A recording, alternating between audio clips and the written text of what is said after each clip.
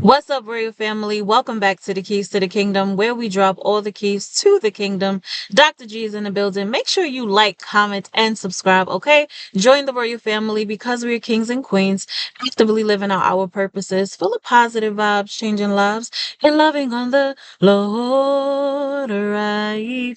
This is the place to be. You do not want to miss the messages that come through on my channel. Shout out to my faithful family. Lee, yeah, always in the building, holding it down in the comments. We love you so very much. I'm truly blessed and grateful to share this journey with you all. Like, comment, and subscribe, okay? Comment, especially if this is your first time hanging out with the Royal Family. Let us know where you were tuning in from so we can welcome you in the building, okay? Listen, baby. I have a question for you guys, and I would love your experiences to be explained, okay? I would love for you to articulate your perspective on this subject matter, all right? And so the first question I have for you is, how did your parents introduce God to you, right? So how was God demonstrated to you from your parents? And the second question, okay? Based on how your parents displayed who God was, okay, in their lives or to your family, how did that influence you? How did that shape you? How did that mold you into having your own relationship with God? All right. Do you got it? So, one, how did your parents show you who God was? Okay. How did they display God? Right. How did they introduce you to the Lord? And two, how did their introduction of the Lord in your life and your family mold you or shape you, influence you into having your own personal relationship with Him? Okay. Please let me know your answers in the comments. Okay. I would love to just read them and gain more insight because I was coming back on a flight, all right, to Atlanta, and I was sitting next to a young woman who was telling me a little bit about her own personal relationship with God or the lack thereof. And it had something to do with how her mom specifically, displayed God or demonstrated the characteristics of God. Okay. And so she overheard me. The reason why she even felt inclined to speak to me about this was because I was speaking about God freely to someone else who was sitting on the other side of me. So I was in the middle seat. I cannot stand. Okay. By the way, okay, I cannot stand being in the middle seat on a flight. All right, so, but I didn't get frustrated. It was okay, especially for the situation. But my loves, does that irritate anybody else? Because baby was a little bit over it. Okay, I need to be by the window or in the aisle, please, but never the middle. Anyway, back. Let me focus. So when she overheard me having a conversation and speaking about God freely and my relationship with him and things like that, she, was intrigued and she decided to share her own relationship with the Lord. And so as she was doing so, one of the things that stuck out to me was how she stated that her mother just lives in the book of Revelation. She was like, yeah, my mom just lives in the book of Revelation. She says, she grew us up very fearful and we had anxiety and we were over prepared for a lot of things, or she was overprotective. She sheltered us a lot. She just really instilled fear in us. Okay. And it wasn't even like fear of the Lord. It was an unhealthy fear, like her mother was living in panic. And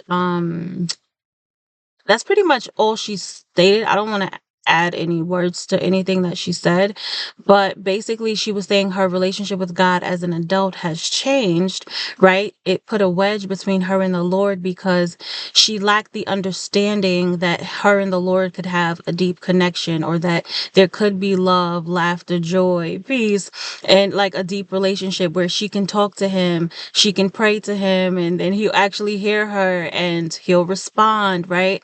And so, my loves, I just again want to know your perspective on this because maybe some of you are experiencing the same thing, right? And I would hate for there to be a wedge between you and God. And for one, I don't know about it, okay? Because I'm in a position where I can actually help you strengthen that relationship or establish it if it has been tarnished in any type of way. But I also think it's imperative for us who are parents or women who are going to be giving birth soon. And then, of course, the men who are going to be the leaders and head of the household. It's imperative for us to know how serious and how important it is for us to display God in a positive light. How can we demonstrate his character traits, right? How can we really get to learn him and know him for ourselves so that we can be great ambassadors for him, so that we can be beacons of hope and that we can be light, okay, to people, right? So that they can be drawn to him and that they can admire, right, and aspire to have a relationship with the Lord that's above fear, that's above, living in panic, and that's above living in this sheltered lifestyle, okay?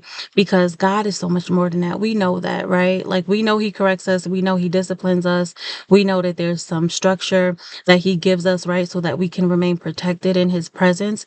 But then there's also so much depth to him, it's so much width to him, it's so much love and light to him, okay? And people need to know it all. They need to be able to experience him in all that he is, okay? And so I really want to make sure that we're doing a good job, all right? As leaders, as kingdom builders, as people who are going to be great mothers and fathers, right? We're doing a great job at displaying God in the best light, okay? And demonstrating all of his attributes so that our children will actually want to be in a relationship with him, all right? And so, yes, my loves, let me know your perspective on this, your own personal scenario with this.